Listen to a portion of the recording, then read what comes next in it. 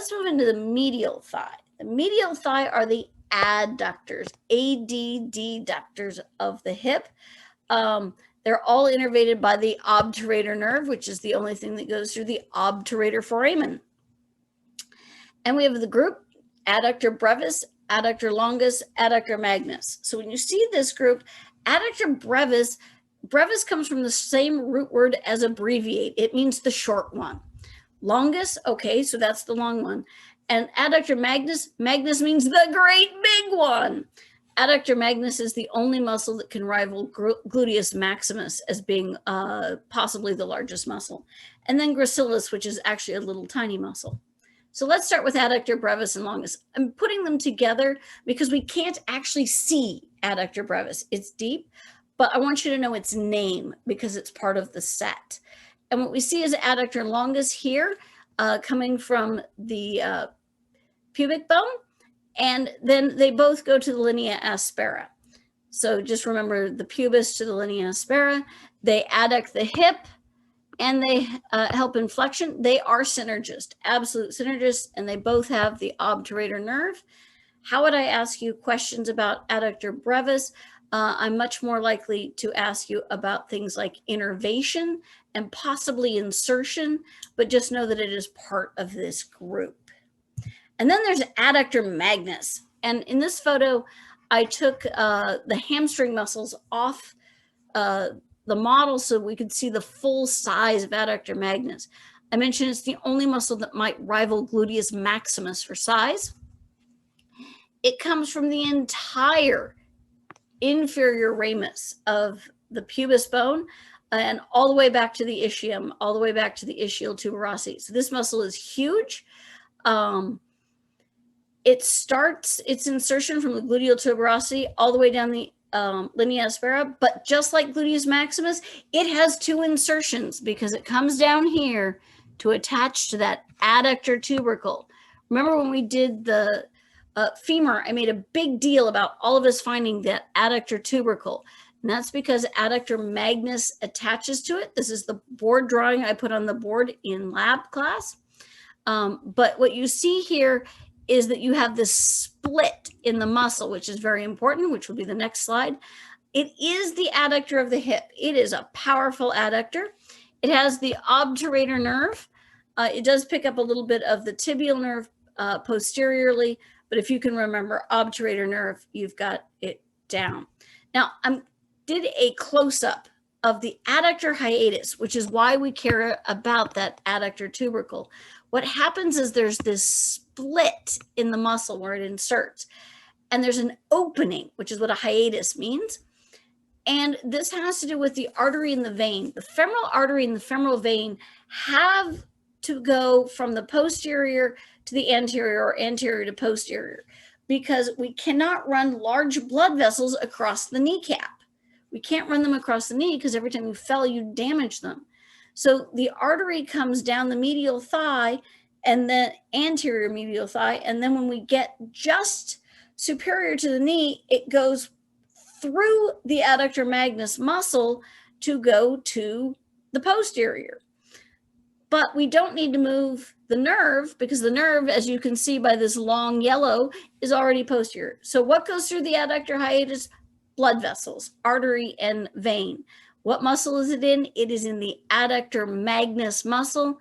What landmark is important?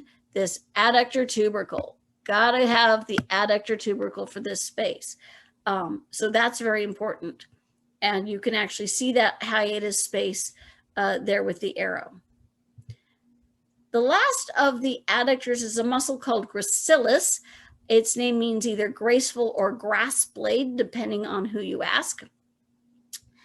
And it comes from the inferior ramus, and it is the second muscle that comes down here to the medial anterior tibia.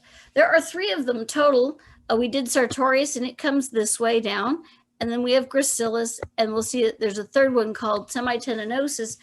And this three-part tendon, somebody thought looked like a goose foot. And so the original name of the spot on the tibia was called the pes anserinus, which meant the goose's foot. We've modernized the language. We now just refer to it as the medial anterior tibia.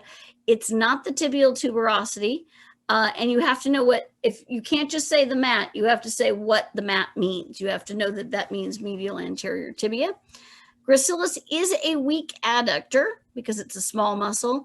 But the key here is that it can also move the knee just slightly. It will help flex the knee. And it's still, because it's medial, the obturator nerve. But it's the only one of the adductors who can actually move the knee because it's the only one that crosses the knee. All the others just attach to the femur. Starting in the posterior thigh. Posterior, we're looking at the extending the hip and flexing the knee. This group is known as the hamstring muscles. We have biceps femoris, semitendinosus, and semimembranosus. We're going to start with biceps femoris. So I wrote the word, I typed the word in lateral. You can actually see that little piece of the iliotibial band, that very white paint they have on there.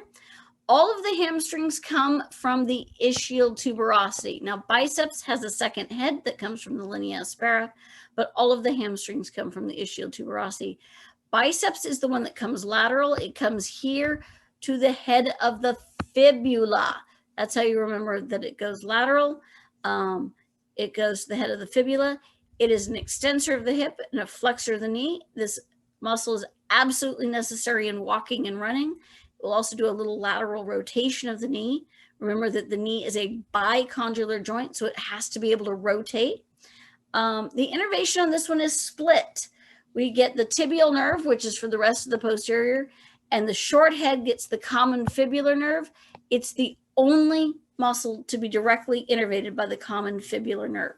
So that's biceps femoris. You have to give the full name, just like you had to give the full name for biceps brachii, you must call it biceps femoris.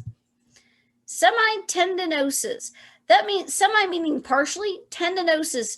Tendinosus is referring to this huge tendon that comes down here. Tendinosus is the third of the muscles that goes to the mat. And the way to remember the set is GSS, which stands for gracilis, sartorius, and semitendinosus. The mnemonic is girls superstars. GSS, girls superstars, they all go to the mat. And if you've ever watched the gymnasts on the mat, they are truly superstars. So again, we're coming from the ischial tuberosity, and we're coming to that medial anterior tibia. Again, we extend the hip, flex the knee. This muscle is absolutely needed for walking and is a medial rotator of the knee. Because it's medial, it just gets the tibial nerve. The way to remember which one's which is tendinosus is on top. T, tendinosus, T, top. So tendinosus is on top of this set. Then semimembranosus. The problem with semimembranosus is that it is deep to tendinosus. And we really only get the best view on the actual cadaver because semitendinosus and membranosus have been fused on the model. And so all we really see is this piece of it here and here. We don't really see the whole muscle. It's called membranosus because it's a big wide membrane of a tendon. It's still from the ischial tuberosity. It doesn't make it all the way down to the medial anterior tibia. It doesn't make it anterior. It stops medially. It's just on the medial condyle of the tibia, but it is on the proximal medial tibia. It is still an extensor of the hip and a flexor of the knee. Semitendinosus and semimembranosus are absolute synergists, and they both are controlled by the tibial nerve.